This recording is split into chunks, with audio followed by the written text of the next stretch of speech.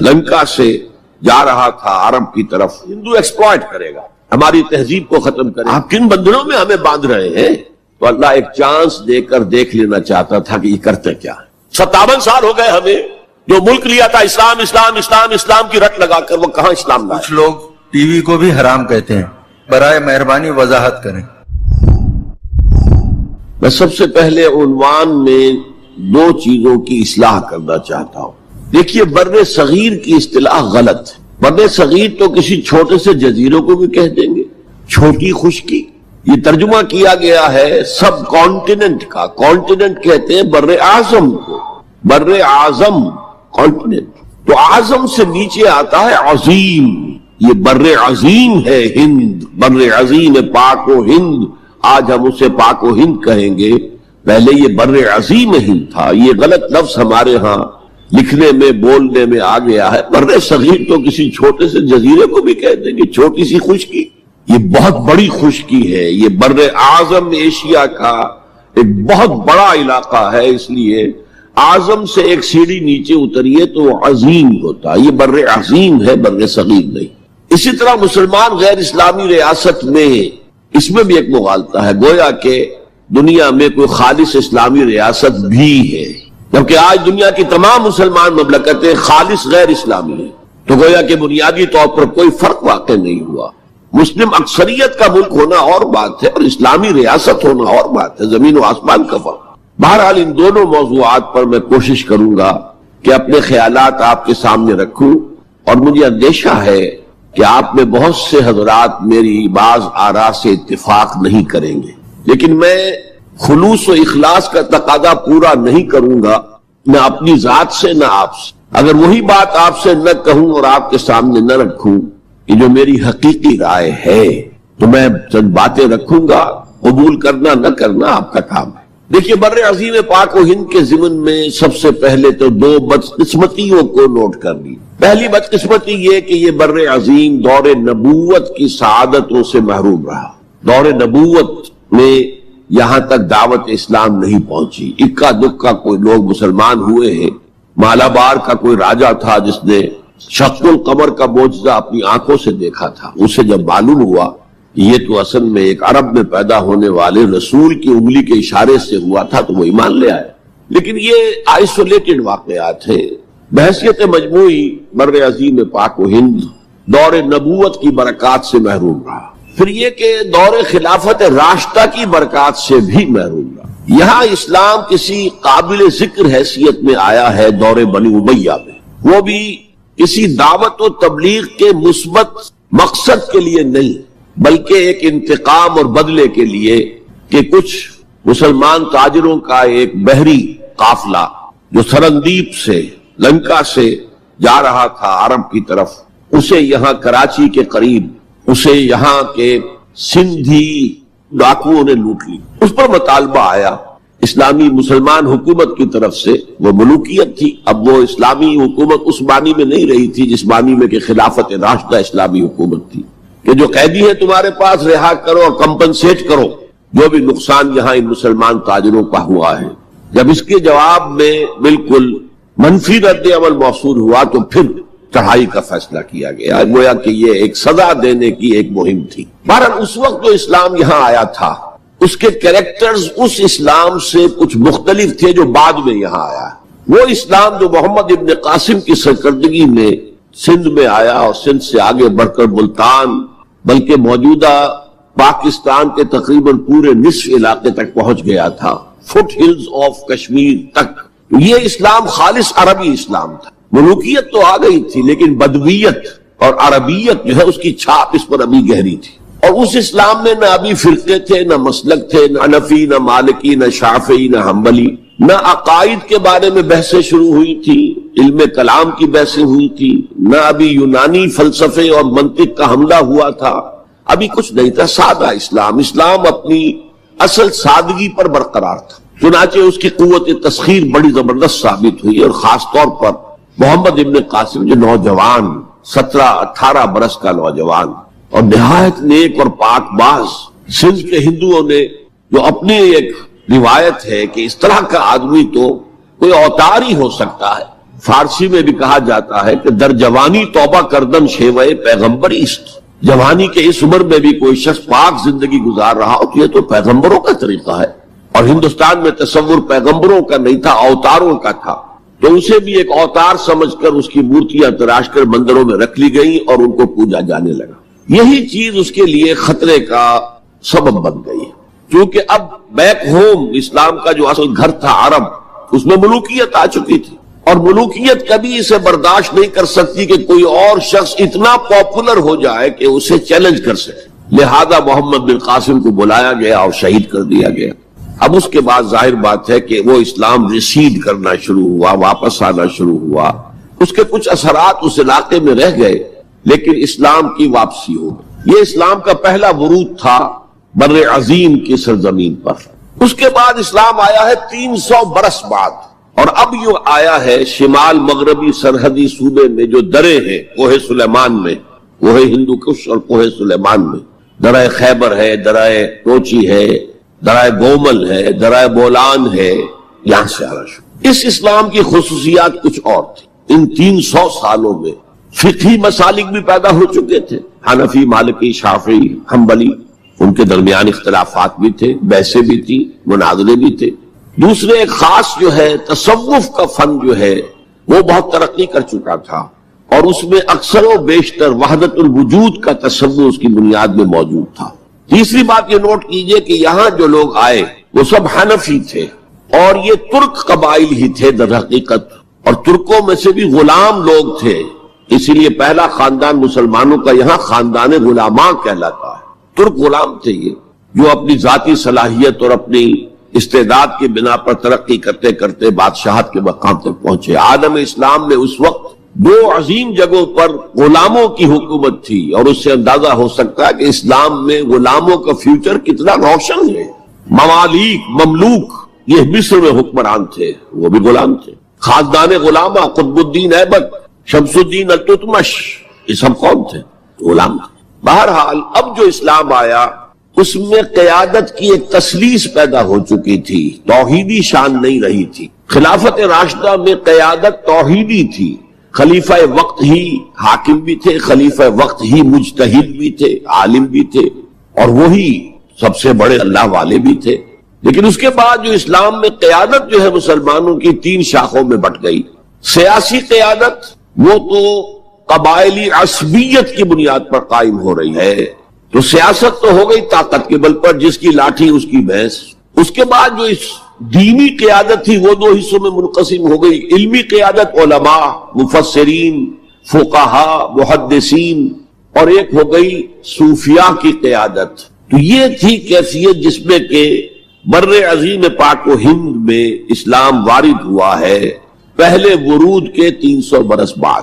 اب اس کے 500 برس کے بعد یہاں ایک اور ایلیمنٹ آیا، اور وہ تھا شیعیت کا۔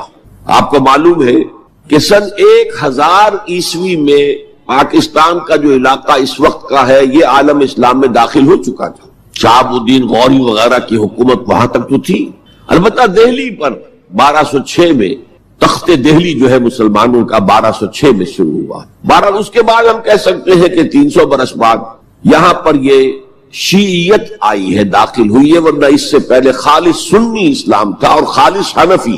شیعیت کی وجہ سے جو کچھ بھی بعد میں اسلام کو یہاں پر اس تقسیم کی وجہ سے، شیعہ سنی اختلافات کی وجہ سے جو بہت بڑے بڑے نقصانات اٹھانے پڑے، ان میں سے مثلا 2 کا میں تذکرہ کرنا چاہتا ہوں۔ ڈاکٹر امبیڈکر، انہوں نے فیصلہ کیا تھا میں مسلمان ہو جاؤں، گویا کہ یہاں کے اچھوتوں کا مسئلہ وہ اس طور سے حل کرنا چاہتے تھے کہ ہم این بلاک مسلمان ہیں، لیکن جب ان کے بارے میں معلوم ہوا تو پھر وہاں پہنچ گئے کچھ لوگ کہ آپ اس مسلک کو اختیار کریں یا اس کو کریں۔ وہ اسی حیث بحث میں پھر انہوں نے فیصلہ کیا کہ میں کوئی بھی نہیں اختیار کرتا، اگر کوئی ایک اسلام ہے ہی نہیں، اب میں ایک کو اختیار کرتا ہوں تو دوسرے سے میری مخاصمت ہو جائے گی، دوسرے کو اختیار کرتا ہوں تو پہلے سے ہو جائے گی۔ اب اگلا دور آیا، ہندوستان میں انگریز آ گئے۔ یہاں موجود بہت سے غیر مسلموں کو شاید میری باتیں اب کچھ ناگوار گزریں، لیکن کچھ حقائق ہیں جو تلخ ہیں لیکن حقائق ہیں، انہیں سمجھنا چاہیے۔ انگریزوں نے یہاں آ کر حکومت چھینی سی مسلمانوں سے بیشتر، ایسے تو یہ کہ ہندو راجے مہاراجا بھی تھے، لیکن بیشتر علاقوں میں تو مسلمان حاکم تھے۔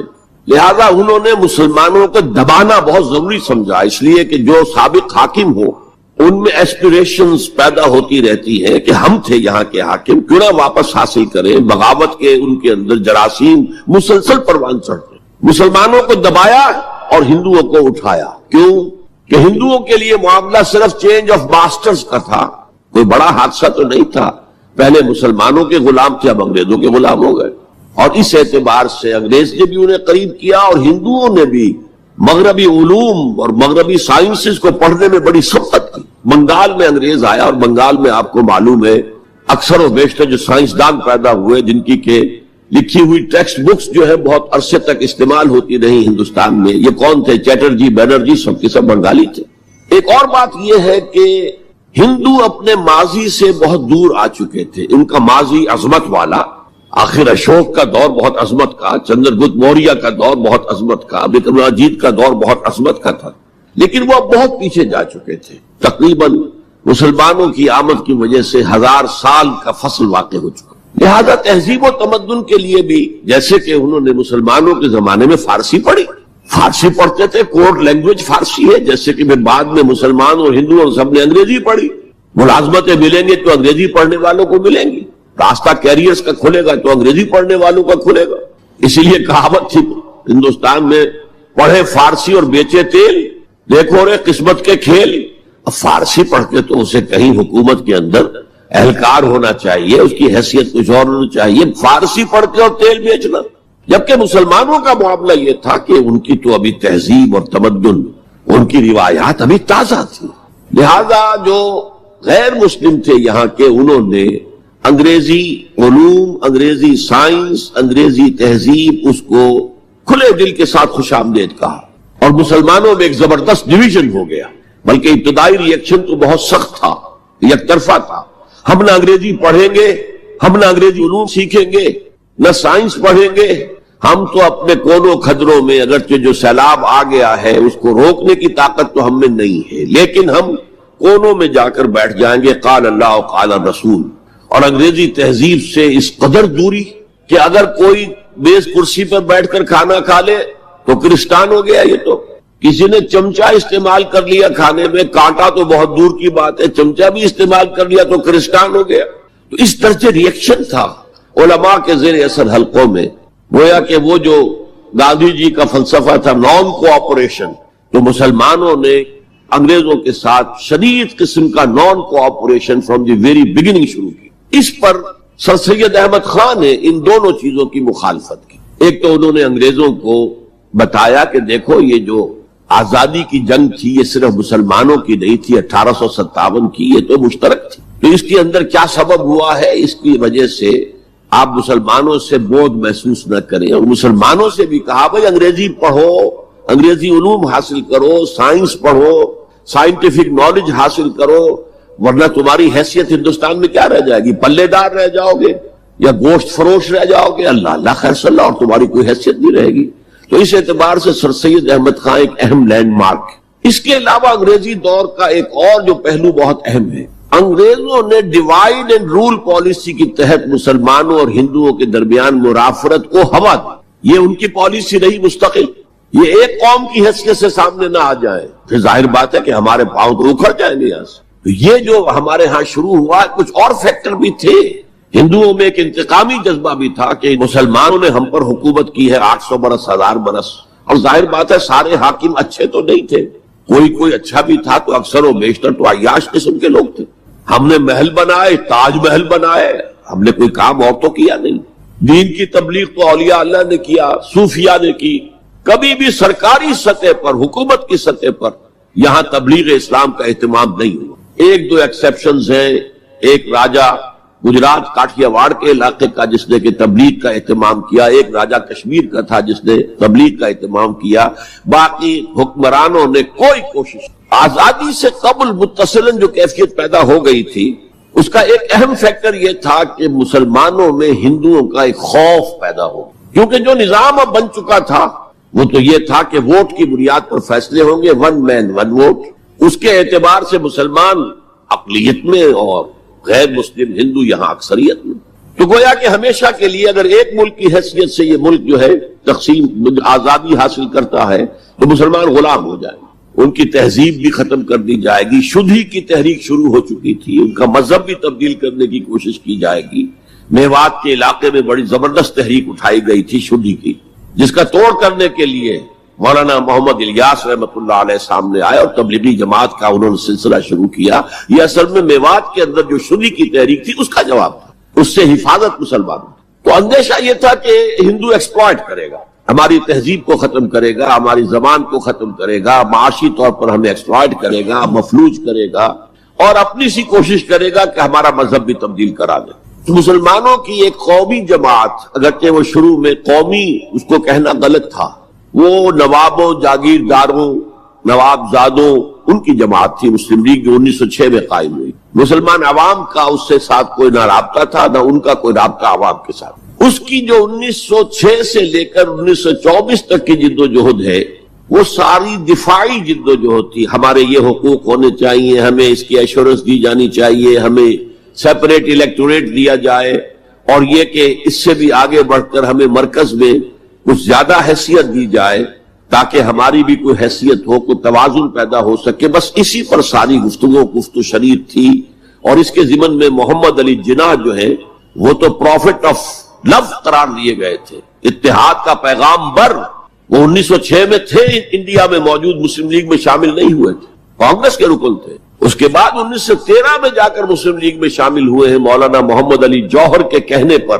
پھر بھی کانگریس کے رکن بھی رہے، مسلم لیگ کے رکن بھی رہے، اور انہوں نے حتی امکان کوشش کی کہ کوئی فارمولا ایسا بن جائے جس پہ کہ اتحاد ہو جائے اور ضمانت مل جائے کہ مسلمانوں کے ساتھ کوئی اس قسم کا سلوک نہیں کیا جائے گا کہ وہ بالکل یوں سمجھیے کہ نیچے لگ کر رہ جائیں اور ان کی کوئی حیثیت نہ رہے. لیکن وہ ناکام ہوئے، شدت کے ساتھ ناکام ہوئے، اور پھر اس درجے مایوس ہوئے کہ ہندوستان چھوڑ کر جا کر انگلستان میں بس گئے اور وہاں انہوں نے اپنی لیگل پریکٹس شروع کر دی. ایس ایم اکرام صاحب جو ایک بڑے مصنف ہیں، آب کوثر، موج کوثر، رود کوثر کے جو مصنف ہیں، وہ اہم ترین کتابیں ہیں 3 مسلم انڈیا کی، political as well as cultural history, ثقافتی جو معاملہ ہے وہ بھی ساتھ ساتھ ہر دور میں کیا اس کا رنگ رہا ہے.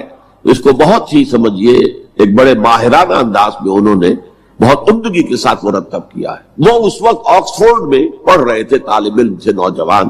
وہ ملے محمد علی جناح سے. اس وقت تک ابھی وہ قائد اعظم کا تو خطاب انہیں نہیں ملا تھا، محمد علی جناح.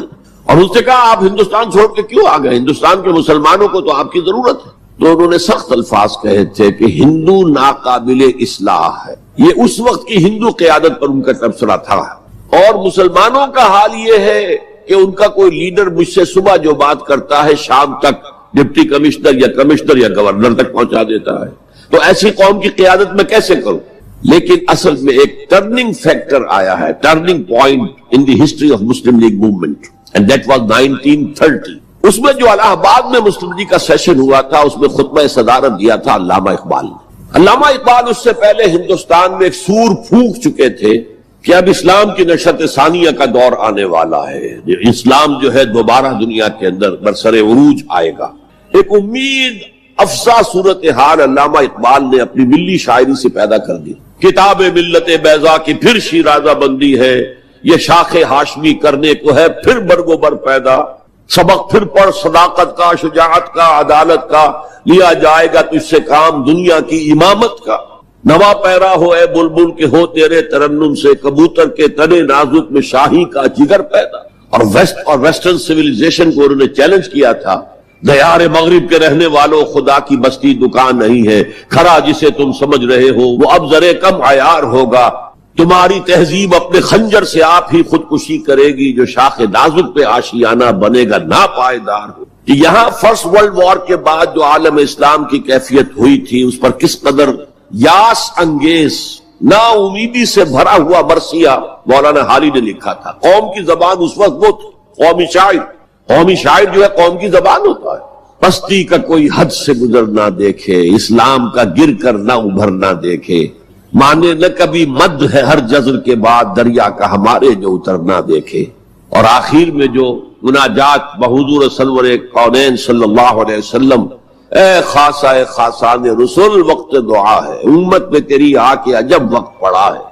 وہ دین جو بڑی شان سے نکلا تھا وطن سے پردیس میں، وہ آج غریب الغربا ہے۔ اسی قسم کے مرثیے علامہ شبلی نے کہے، مولانا حمید الدین فراہی نے کہے، لیکن اقبال پہلا شاعر ہے جس نے کچھ مرثیے بھی کہے ہیں۔ جب انگلینڈ جاتے ہوئے وہ گزر رہے تھے سسلی، جزیرہ سسلی کے پاس سے جہاز گزر رہا تھا، تو دل میں ہوک اٹھی ہے، کبھی یہ مسلمان جہاز رانوں کا مرکز ہوتا تھا، بیس ہوتا تھا۔ رولے اب دل کھول کر ہے دیدہ خونابہ بار، وہ نظر آتا ہے تہذیب حجازی کا مزار۔ تھا یہاں ہنگامہ ان سیرا نشینوں کا کبھی، بحر بازی گاہ تھا جن کے سفینوں کا کبھی۔ کہا ہے مرثیہ بھی کہا، اقبال کے ہاں مرثیہ ہے، لیکن ساتھ ہی ایک امید افزا پیغام کہ اب دوبارہ نکل کے صحرا سے جس نے روما کی سلطنت کو الٹ دیا تھا، سنا ہے یہ قدسیوں سے میں نے، وہ شیر پھر ہوشیار ہوگا۔ یہ جو عوامی ایک فضا ان کی شاعری سے پیدا ہو چکی تھی، ملی شاعری سے، انہوں نے 1930 میں آ کر مسلم لیگ کی موومنٹ میں اس کا انجیکشن لگا دیا۔ اسی طرح چلتی ہوئی ایک تحریک تھی 1906 سے آئی تھی، 24 برس ہو چکے تھے 1930 تک، اب اس میں ایک انجیکشن لگا دیا گیا، احیاء اسلام۔ اس خطبے میں علامہ نے ایک طرف مسلم قومیت کو بہت مستحکم کیا دلائل کے ساتھ، عمرانی دلائل، پولیٹیکل سائنس کے جو مستحکم اصول ہیں ان کی بنیاد پر کہ مسلمان ایک علیحدہ قوم ہے۔ اور نمبر 2 انہوں نے کہا، اور یہ ایک پروفیسی تھی، ایک طرح کی مستقبل کے بارے میں ایک پیشن گوئی تھی، تجویز نہیں تھی۔ پارٹیشن آف انڈیا کی تجویز تو بہت بعد میں آئی ہے 1940 میں، یہ 1930 کی بات میں کر رہا ہوں۔ انہوں نے کہا تھا مجھے یقین ہے کہ یہ ڈیسٹنی ہے، تقدیر مبرم ہے کہ ہندوستان کے شمال مغرب میں، شمال مشرق کا انہیں اس وقت احساس نہیں ہوا تھا، ایسٹ پاکستان کا جو اب بنگلہ دیش ہے ادھر ان کی نگاہ نہیں گئی تھی۔ ہندوستان کے شمال مغرب کے اندر ایک آزاد مسلمان ریاست قائم ہوگی، اور اگر ایسا ہو گیا تو ہمیں موقع مل جائے گا کہ دور ملوکیت میں، جس کے لیے لفظ بڑا ثقیل استعمال کیا انہوں نے، عرب امپیریلزم، یہ بنو امیہ بنو عباس یہ عرب امپیریلسٹ تھے، یہ عرب قوم کیا امپیریلزم تھا۔ ان کی حکومت اسلام کی عکاسی کرنے والی نہیں تھی، اسلام کی عکاسی کرنے والی تو خلافت راشدہ تھی، ابو بکر تھے، عمر تھے، عثمان تھے، علی تھے رضی اللہ تعالی عنہ۔ تو دور ملوکیت میں یا دور عرب امپیریلزم میں جو داغ دھبے آ گئے ہیں اسلام کے چہرے پر، انہیں صاف کر کے اور صحیح اسلام کی ایک شکل دنیا کو دکھائیں۔ یہ انجیکشن ہے پازیٹیو مقصد کا۔ اس وقت تک، اس سے پہلے تک تحریک صرف ایک منفی جذبے پر چل رہی تھی، ہندو کا خوف، ہندو اکثریت کا خوف، ایکسپلائٹیشن کا اندیشہ، لیکن اب اسے ایک مثبت بنیاد مل گئی۔ 1932 میں قائد اعظم گئے انگلستان، لندن، گول میز کانفرنس میں۔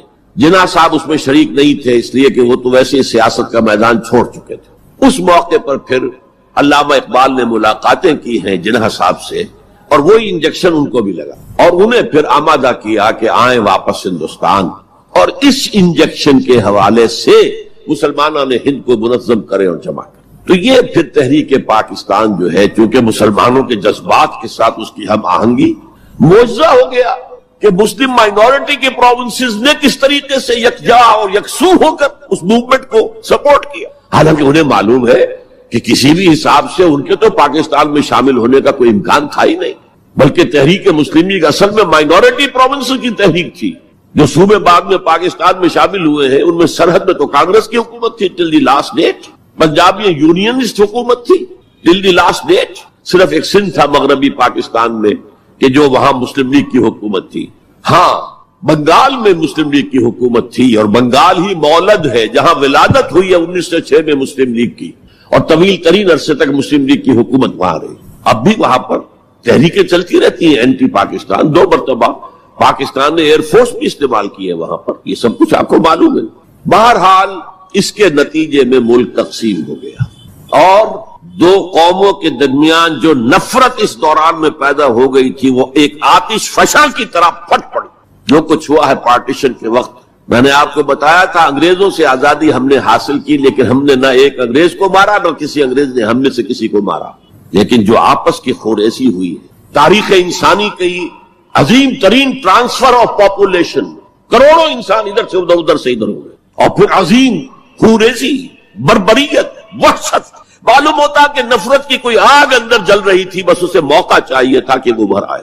وہ میں کچھ نہ کچھ تجزیہ کر چکا ہوں کہ یہ نفرت جو ہے کچھ انڈیجینس بھی تھی، کچھ تھی ان کے اندر ایک جذبہ انتقام تھا کہ ان مسلموں نے ہم پر حکومت کی اتنے عرصے، لیکن اس میں بڑا حصہ جو ہے وہ انگریز کی ڈیوائڈ اینڈ رول پالیسی کا تھا، اور وہ جاتے جاتے ایک بون آف کنٹینشن بھی ڈال گیا کہ یہ دونوں اس پر لڑتے رہے تاکہ ہمارے خلاف کوئی جذبہ نفرت ان کے اندر نہ ابھرے۔ تو یہ انگریز کی پالیسی تو یقیناً بہت کامیاب تھی، لیکن وہ نفرت کا جو عالم اس وقت تھا اس کو آپ اس وقت امیجن نہیں کر سکتے۔ وہ نوجوان جو پیدا ہی ہوئے بعد میں پارٹیشن کے بھی 20 25 30 سال بعد پیدا ہوئے، انہیں کیا اندازہ ہو سکتا ہے؟ قطعاً اندازہ نہیں۔ کبھی کبھی ربط ہو جاتا ہے معاملہ، جیسے کہ کبھی کسی جگہ ہو گیا، کبھی کسی جگہ ہو گیا، ابھی حال ہی میں جو کچھ گجرات میں ہو گیا تھا وہ ہو جاتا ہے، لیکن یہ کہ کوئی ہندو اور مسلمانوں کے درمیان وہ دشمنی اور وہ معاملہ نہیں ہے، بلکہ بہت سے لوگ اس کو امیجن ہی نہیں کر سکتے کہ معاملہ کس حد تک پہنچ گیا۔ اس کے بعد ایک خیال یہ تھا ہندوستان میں کہ پاکستان جلدی ختم ہو جائے گا، اور اس کی کوششیں بھی کی گئی۔ پاکستان کے حصے کا روپیہ روک لیا گیا، پاکستان کے حصے کے ہتھیار روک لیے گئے۔ پاکستان نے اس کو محسوس کیا کہ it's a threat to its existence, جس کے نتیجے میں، جس کے رد عمل میں وہ امریکہ کی جھولی میں جا گرا۔ It was a reaction. میں اسلامی جمعیت طلبہ کا ناظم اعلیٰ تھا 1953 میں۔ ہمارے وزیر اعظم اس وقت تھے خواجہ ناظم الدین، وہ لاہور کے دورے پر آئے تھے۔ میں طلبہ کا ایک وفد لے کر ان سے ملنے گیا۔ ایک تو اس زمانے میں وہ اینٹی قادیانی موومنٹ چل رہی تھی اور اس میں بہت کچھ تو خون لاہور میں ہوا تھا، اس کے بارے میں نے کچھ باتیں کی، اور پھر میں نے ان سے کہا یہ میڈو اس بلا کا نام ہے، میڈو تھی اس وقت، مڈل ایسٹ ڈیفنس آرگنائزیشن، آپ کن بندروں میں ہمیں باندھ رہے ہیں؟ بہت ہی بھلے آدمی تھے۔ مجھے واقعہ یہ ہے کہ ایک ہی میری تو ملاقات ہے، لیکن اس شخص کی شرافت کا اور سادگی کا جو نقش قائم ہوا میرے دل پر وہ آج تک موجود۔ دیکھیے یہ معاملہ جو ہے یہ حکومت کا ہے، یا آپ نوجوان ہیں، طالب علم ہے، آپ کا اس سے کوئی سروکار نہیں۔ میں ذرا نٹ کھٹ قسم کا تھا اس وقت بھی نوجوان۔ میں نے کہا جناب آپ ہمیں ان بندروں میں باندھ کر آپ چلتے بنیں گے، ملک تو ہم نے سنبھالنا ہے بعد میں، you must know what you are doing۔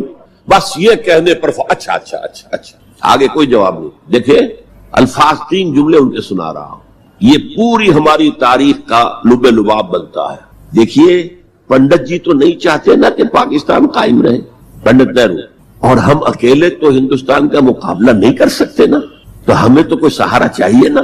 3 جملے، یہ پاکستان کی فورن پالیسی کا اول روز سے کارنر سٹون ہے۔ بلکہ یہاں میں ذرا ضمنی طور پر بتا دوں کہ پاکستان کے قائم ہونے اور قائم رہنے میں کتنا بڑا ہاتھ اور کتنا بڑا دخل پنڈت نہرو کا ہے۔ دیکھیے ایک جینیس شخص تھا ابوالکلام آزاد، جینیس، اس میں کوئی شک نہیں، اور کیبنٹ مشن پلان کا مرتب کرنے والا وہی تھا۔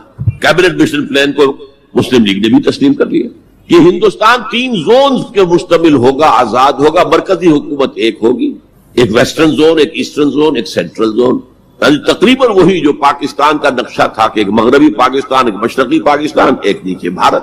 سینٹرل گورنمنٹ کے پاس فلاں جو ہے یہ اہم ترین چیزیں تو سینٹرل گورنمنٹ کے پاس ہوگی، فورن پالیسی ہوگی، بجٹ ہوگا، مالیات کا معاملہ ہوگا، ڈیفنس ہوگا، یہ ان کے پاس ہوگا، کمیونیکیشنز ہوگی۔ باقی یہ ریجنز جو ہیں ان کو حق ہوگا وہ اپنے فیصلے کریں، اپنی معاملات چلائیں، اپنے قوانین بنائیں۔ ایک شق اس میں ایسی تھی کہ 10 سال کے بعد کسی بھی حصے کو، کسی زون کو سیسیڈ کرنے کا، علیحدہ ہونے کا حق حاصل ہوگا۔ گویا کہ کم سے کم 10 سال کے لیے آزاد پاکستان کا مطالبہ ختم، قائد اعظم نے مان لیا۔ تو اب اگر کوئی امکان تھا تو وہ 10 سال کے بعد تھا نا۔ اب کس نے بنوایا پاکستان؟ وہ تو چونکہ مولانا آزاد اس درجے بددل ہو چکے تھے، قائد اعظم نے انہیں شو بوائے کہہ کے اتنا جو ہے بددل کر دیا تھا کہ انہوں نے کانگریس کی صدارت چھوڑ دی۔ تو کہا گیا ان سے آپ صدارت قبول کریں؟ نہیں، پنڈت جی ہو گئے صدر، اور پنڈت جی سے جب پوچھا گیا کیبنٹ مشن پلان کے بارے میں تو انہوں نے کہہ دیا ایک دفعہ ہندوستان آزاد ہو جائے پھر کون کسی کو علیحدہ ہونے دیتا ہے۔ بات تو سچی تھی، نکل جاتی ہے جس کے منہ سے سچی بات مستی میں، فقیہ مسئلہ بھی سے وہ رندے بادہ خار۔ اچھا بات تو سچی تھی لیکن کہنے کی نہیں تھی اس وقت۔ اس پر فوراً قائد اعظم نے ریورس گیئر لگایا کہ اگر نیت یہ ہے تو پھر ہم نہیں مانتے، وی آر گوئنگ بیک۔ تو عالم واقعہ میں پاکستان کس نے بنوایا 1947 میں؟ ہسٹری کا تجزیہ کیجئے، سمجھ گئے یہ کچھ اللہ تعالیٰ کی مشیت تھی۔ تمام انسانوں کے دل حضور کی ایک حدیث کے مطابق اللہ کی 2 انگلیوں کے مابین ہوتے ہیں، وہ جدھر چاہتا پھیر دے۔ یہ اللہ کی حکمت تھی۔ اللہ چاہتا تھا کہ یہ مسلمانان ہند جو کہہ رہے ہیں اے اللہ ہمیں آزادی دے، انگریز سے بھی دے، ہندو سے بھی دے، تیرے دین کا بول بالا کریں گے ہم، تیرے نبی کا دین قائم کریں گے. تو اللہ ایک چانس دے کر دیکھ لینا چاہتا تھا کہ یہ کرتے کیا ہے. حالانکہ لارڈ ماؤنٹ بیٹن کی تجویز تھی کہ 14 اگست کو انڈیا پہلے اس کی فریڈم ڈکلیئر ہو اور 15 کو پاکستان کی ہو. تاریخ بدل جاتی. یہاں کے پنڈتوں نے کہا کہ 14 جو ہے وہ منحوس دن ہے، لہذا انہوں نے کہا 15 تو 14 کو پاکستان، اور وہ 27ویں شب تھی رمضان مبارک کی. یہ اصل میں ایسا ہی معاملہ ہے جیسے کہ مصر میں بنی اسرائیل نے حضرت موسیٰ سے کہا تھا کہ اے موسیٰ، تمہارے آنے سے پہلے بھی ہم پر تشدد ہوتا تھا اور ہمیں ہر طرح ستایا جاتا تھا، تمہارے آنے کے بعد بھی حال ہمارا تو وہی ہے، ہماری تو کوئی بھلائی نہیں ہو سکی. تو حضرت موسیٰ کا ایک جواب جو ہے وہ وہاں پر منقول ہے، عَصَىٰ رَبُّكُمْ أَن يُهْلِكَ عَدُوَّكُمْ، قریب ہے کہ تمہارا رب تمہارے دشمن کو ہلاک کر دے، وَيَسْتَخْلِفَكُمْ فِي الْأَرْضِ، اور تمہیں زمین میں طاقت دے، فَيَنْظُرَ كَيْفَ تَعْمَلُونَ، پھر وہ دیکھے گا تم کیا کر. وہ انہوں نے جو کچھ کیا تھا وہ اس کی تاریخ میں آپ کے سامنے بیان کر چکا ہوں. اب صورتحال تبدیل ہو رہی ہے. اب تعلقات کے بحال ہونے کا معاملہ تیزی کے ساتھ جاری ہے، دوستی کی طرف قدم بڑھ رہے ہیں. بالکل وہ بات جو علامہ اقبال نے اپنے اسی خطبے میں کہی تھی کہ ویسٹ پاکستان وہ جو بھی ہوگا، اس وقت پاکستان لفظ تو استعمال نہیں کیا تھا، وہ ہندوستان کی حفاظت کا ذریعہ بنے گا. ہندوستان پر ہمیشہ حملہ آور ہوا نارتھ ویسٹ سے، ہمالیہ کراس کر کے تو کوئی آ نہیں سکتا. اور تاریخ میں پہلی مرتبہ انگریز آئے تھے سمندر کے راستے سے، باقی تو جو آیا وہ کوئی ہن آئے، منگولز آئے، پٹھان آئے، جو بھی آیا ادھر ہی سے آیا ہے. تو یہ جو ہے ہندوستان کی پروٹیکشن کا ذریعہ بن جائے گا. اور واقعہ یہ کہ بن گیا، ورنہ یہ کہ کمیونزم سویپ کر کے پورے انڈیا کو لے جاتا. یہ پاکستان کے اندر وہ جو بھی مذہبی جذبہ ہے، چاہے وہ مثبت طور پر بروئے کار نہیں آ سکا، لیکن بے خدا کمیونزم کے خلاف جو مسلمانوں میں جذبات تھے، تو اس رو کو، اس سیلاب کو روکا ہے پاکستان. بہرحال اب صورتحال جیسا کہ میں نے کہا ہے کہ عام طور پر بھی اب آمد و رفت کی سہولتیں کی جا رہی ہیں، اور میں سمجھتا ہوں کہ وہ نسل بھی اب بیت چکی ہے جس کے دل میں وہ انتقامی جذبات تھے. وہ رہ گئے ہیں ریمننٹس کچھ تھوڑے بہت کچھ لوگوں کے اندر، ورنہ بائی اینڈ لارج بحیثیت مجموعی وہ کیفیت اب باقی نہیں. امید یہ بھی ہو رہی ہے کہ کشمیر کا مسئلہ بھی حل ہو جائے یا ختم ہو جائے، ایز اے ڈسپیوٹ ختم ہو جائے. اللہ کرے کہ ایسا ہو جائے، اللہ کرے کہ ایسا ہو جائے. اور پھر بات وہ ہو جائے جو قائد اعظم نے کہی تھی جب ان سے پوچھا گیا تھا کہ ہندوستان اور پاکستان کے تعلقات کیسے ہوں گے. وہ کہا جیسے کینیڈا اور یو ایس اے کے ہیں. اب آپ کو معلوم ہے کینیڈا اور یو ایس اے کے درمیان کتنے قریبی تعلقات. تو ان کا ویژن تو کچھ اور تھا، جو ہوا ہے وہ تو در حقیقت یو میں کال اٹ کہ یہ تو در حقیقت ستم ظریفی ہے، جو بھی تاریخ کی ستم ظریفی ہے. جو ہوا ہے کیا ہوا، nobody could imagine. نہ کانگریس کے لیڈرز اور نیتا اس کا امیجن کر سکتے تھے، نہ مسلم لیگ کے لیڈرز جو ہیں وہ اس کو امیجن کر سکتے تھے جو کچھ ہوا ہے. میں نے یہ ساری بحث اس لیے کہی ہے کہ میرے نزدیک اب بر عظیم ہند کے اندر اسلام کی دعوت کے بہترین مواقع میں صورتحال تبدیل ہو رہی ہے اور تیزی سے مزید ہوگی. یہ حالات کا تقاضا ہے. It's a march of history جسے کوئی روک نہیں سکتا. لہذا یہاں پر اب مواقع ہیں اور بہت عظیم مواقع. اب اس میں میں چند پوائنٹ آپ کے سامنے رکھنا چاہتا ہوں. نمبر 1، روح کا تصور اور روحانیت کا تصور مشترک ہے ہندو مت میں اور اسلام میں. آتما اور پرماتما کا تعلق، ہمارے ہاں روح کا اور اللہ کی ذات کا تعلق. یا سلونک عن الروح قل الروح من امر ربی. اور میں بتا چکا ہوں آپ کو، علامہ اقبال کا فلسفہ خودی انہوں نے خود کہا، سورہ حشر کی اس آیت سے ماخوذ ہے. یہ واقعہ بہت اہم ہے علامہ اقبال کی زندگی کا. سید نذیر نیازی جو ان کے قریب بیٹھنے والے ہم نشین لوگ تھے، انہوں نے خود کوٹ کیا ہے ہماری ایک قرآن کانفرنس میں لاہور میں، کہ ایک دفعہ میں نے علامہ سے پوچھا کہ کوئی شخص کہہ دیتا ہے کہ آپ کا جو فلسفہ برگزوں سے ہے یا نیٹشے سے ہے، کوئی کسی اور کا جو ہے کوڑی لے کر آتا ہے، جو فلسفہ خودی آپ خود کیوں نہیں بتاتے؟ What is the source of the philosophy of self؟ فرمایا کہ اچھا کل فلاں وقت آ جانا، میں تمہیں ڈکٹیٹ کرا دوں. وہ کہتے ہیں میں خوشی سے بھولے نہیں سمایا کہ یہ میری قسمت ہے، شاعر مشرق حکیم الامت مجھے لکھوائیں گے کہ ان کے فلسفہ خودی کی سورس کیا ہے. وقت معین پر میں آ گیا کاپی پینسل تیار کر کے، اور مجھ سے کہا ذرا قرآن مجید نکال لینا شیلف میں سے. میرے ساری امیدوں پر اوس پڑ گئی کہ مجھے تو خیال تھا ہسٹری آف فلسفی کی کوئی کتاب نکلوائیں گے یا کسی اور فلسفر کی کوئی کتاب نکلوائیں گے. یہ قرآن نکلوایا. کھولو سورہ حشر، پڑھو اس کی آیت، وَلَا تَكُونُوا كَالَّذِينَ نَسُوا اللَّهَ فَأَنسَاهُمْ أَنفُسَهُمْ. ان لوگوں کے مانند نہ ہو جانا جنہوں نے اللہ کو بھلا دیا تو اللہ نے انہیں اپنے آپ سے غافل کر دیا. یہ کون سا اپنا آپ ہے جس سے انسان غافل ہوتا؟ کیا اپنے جسم کے تقاضوں سے غافل ہوتا؟ جسم کو تو بڑا دھو کے اچھے سے اچھے صابن سے دھوئے گا اور اور جو ہے صاف کرے گا اور اچھے سے اچھی چیزیں اس میں لگائے گا، تیل لگائے گا اعلیٰ، اور سب کچھ کرے گا. ذرا سی تکلیف ہو جائے گی تو بھاگا جائے گا ڈاکٹر کے پاس. کس سے غافل ہے؟ اپنے حیوانی وجود سے غافل ہے کوئی؟ اس کے تقاضوں سے غافل ہے کوئی؟ یہ کوئی اور وجود ہے انسان کا جس سے وہ غافل ہوئے، وہ اس کا روحانی وجود. اور یہی میں نے آپ کو بتایا تھا، اپنشد کا یہ جملہ میں پڑھ کر وجد میں آ گیا تھا. یہ بھی ایک اچھی بات ہے، آپ کو بتا دوں. ایک زمانے میں جبکہ امریکہ، میں نے کہا تھا، تھر تھر کانپ رہا تھا، جو سیلاب کمیونزم کا جا رہا تھا، پورے ایسٹرن یورپ کو کھا گیا تھا وہ نظام، اور ان کے پاس توڑ کوئی نہیں تھا. دنیا بھر کے غریبوں کے لیے ایک روشنی کا پیغام تھا، ایک امید کا پیغام تھا. ہیو ناٹس کے لیے ایک بڑی اپیل تھی. کہاں سے کہاں وہ پہنچ چکا تھا، لیٹن امریکہ پہنچ چکا تھا. کوئی انویژن تو نہیں ہوا تھا. It was the invasion of the فلسفی، invasion of an ideology, Marxism. تو انگریز جب کانپ رہا تھا امریکہ، تو اس نے ملینز کی تعداد میں قرآن شائع کیا، انگریزی ترجمہ، یہ گلوریس قرآن، مارمیڈیوک پکتھال کا ترجمہ، اور مسلمانوں میں تقسیم کیا. بابا تم اپنے قرآن کو پڑھو، دیکھو، اپنے دین کے ساتھ جم کر رہو، اس بے خدا جو ہے یہ نظام، اس کو ترک کرو، چھوڑو. اور ہندوؤں کے لیے گیتا میں نے پڑھی اس وقت، انگریزی ترجمہ. اپنشد کا ایک سلیکشن تھا، وہ میں نے پڑھا. یہ mid 50s کی بات ہے، بلکہ سو ٹو سے اٹ واز ارلی 50s، جبکہ ابھی میں میڈیکل کالج کا اسٹوڈنٹ تھا. میں نے اپنشد پڑھا، گیتا پڑھی.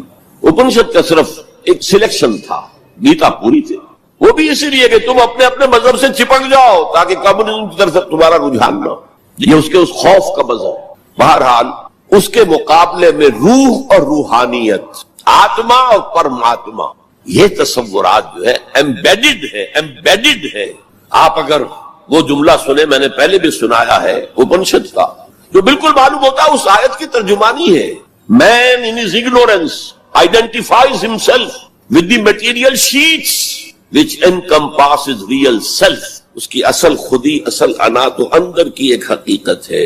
اس کے گرد یہ گوشت پوشت کا کور چڑھا دیا گیا ہے. انسان اس کو سمجھتا ہے یہ میں ہوں، یہ میں نہیں ہوں. میں تو وہ خودی ہوں، وہ انا ہوں، وہ ایگو ہوں، وہ آتما ہوں جو اس شریر کے اندر ہے. یہ تصور جس قدر سٹرونگ ہے ہندو مت کے اندر، انہیرنٹ ہے اسلام میں بھی، اور آج کی دنیا اسی کے خلاف تو جا رہی ہے. The world is world of matter only. What is beyond matter we don't care. Because وہ ہماری جو ہے حواس خمسہ کی گرفت میں آتا ہی نہیں. ہم اس کو کیسے اسٹڈی کریں؟ ہم تو چیزوں کو دیکھتے ہیں، سنتے ہیں، چکھتے ہیں، چھوتے ہیں، سونگتے ہیں، نتیجے نکالتے ہیں. تو یہ دنیا ورلڈ آف میٹر تو جو ہے ہمارا میدان ہے انکوائری کا، تفتیش کا، تحقیق کا. لیکن یہ کہ وہ ماورائے مادہ، ماورائے طبیعت، میٹا فزکس، اس سے ہمیں کوئی دلچسپی نہیں ہے. خدا یا نہیں ہے، ہوگا. یہ کائنات تو ہے نا، روح کوئی ہے یا نہیں ہے کس نے دیکھی؟ جسم تو ہے نا. آخرت کوئی ہے یا نہیں ہے؟ یہ دنیا تو ہے نا. تو جو ہے، جو واقعہ ہے، جو ریئلزم اسی کا نام ہے، جو ریئل ہے، اس تک اپنی توجہ محدود رکھو. جو مذہب کے ایسنس کے خلاف ہے، اس مذہب میں ہندو مت اور اسلام مشترک. وہ ایسنس آف مذہب، روح اور روحانیت. نمبر 2، ہندو اسکرپچرز کا اگر مطالعہ کیا جائے ان کی اصل زبان میں، اور سملیرٹیز جو ہیں اسلام میں اور ہندوازم میں، ان کو واضح کیا دلائل کے ساتھ، حوالوں کے ساتھ، اور ان کو ہائی لائٹ کیا جائے. اختلافات اگر ہیں وہ بھی ہیں، لیکن سملیرٹیز کیا کیا ہیں. یہ کام میرے علم میں آیا تھا کچھ عرصے سے. مولانا محمد منظور نعمانی جو لکھنؤ والے ہیں، ان کے صاحبزادے کر رہے ہیں، اور مجھے خوشی ہوئی تھی.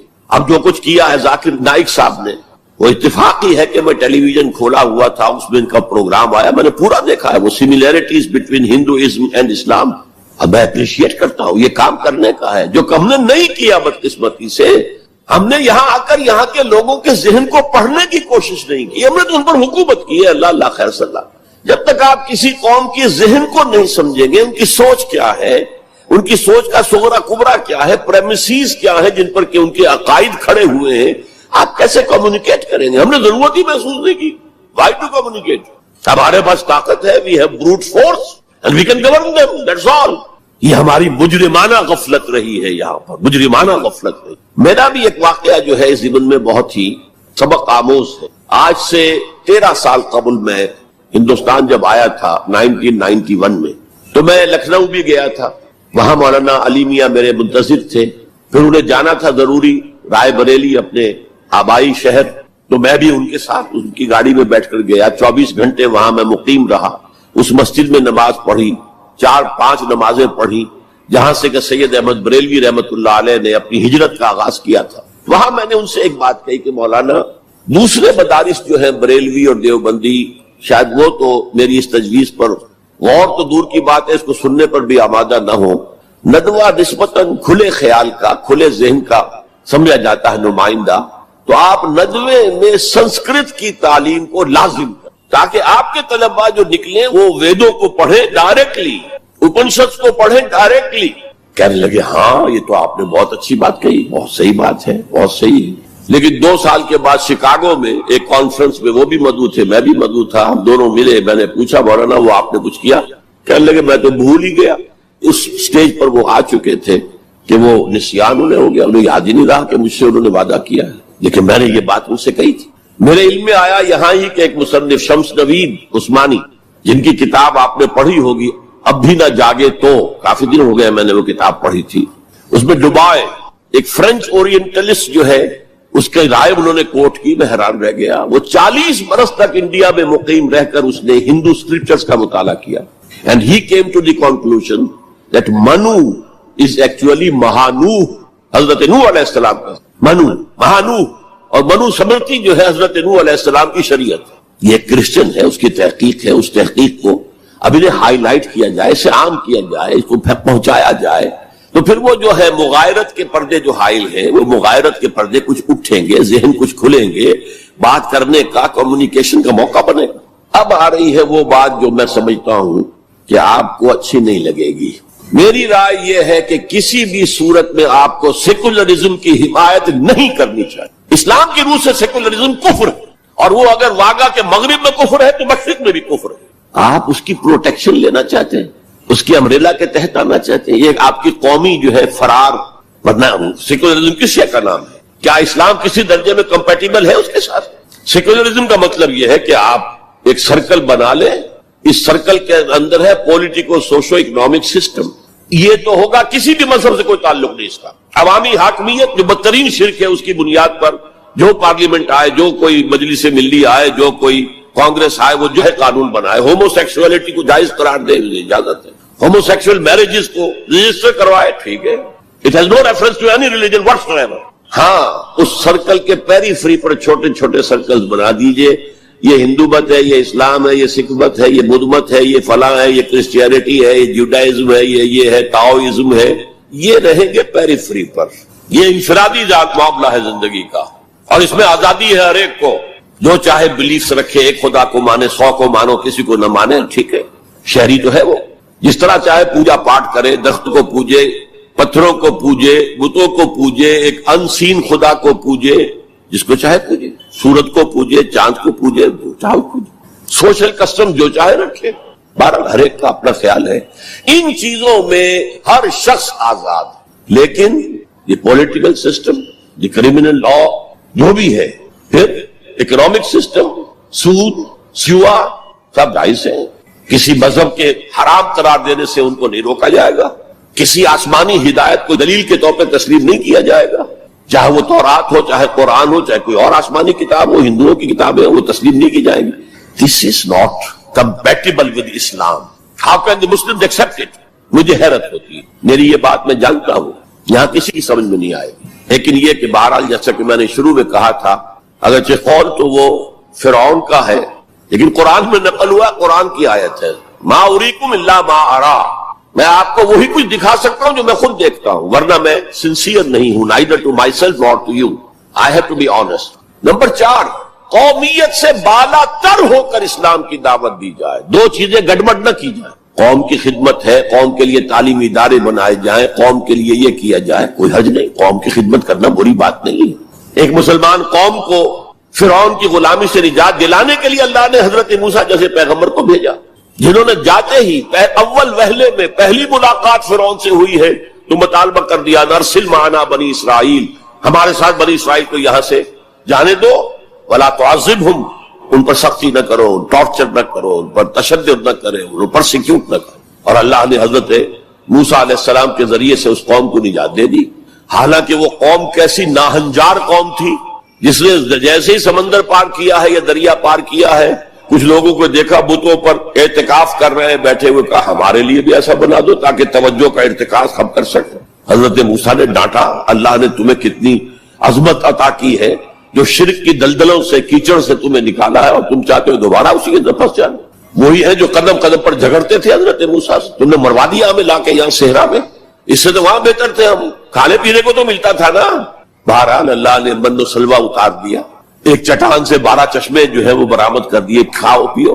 اور پھر وہ اتنی ناہنجار قوم تھی کہ جب قتال کی بات کہی گئی کہ اب تلوار ہاتھ میں لو اور داخل ہو جاؤ فلسطین کی زمین میں، کورا جواب، فَذَهَبْ أَنْتَ وَرَبُّكَ فَقَاتِلَا إِنَّا هَاهُنَا قَاعِدُونَ، ہم تو یہاں بیٹھے ہیں، ٹس سے مس نہیں ہوں گے، جاؤ تم جاؤ، تمہارا رب، فَذَهَبْ أَنْتَ وَرَبُّكَ فَقَاتِلَا إِنَّا هَاهُنَا قَاعِدُونَ۔ یہ معاملہ جو ہے قومی خدمت بری شے نہیں ہے، لیکن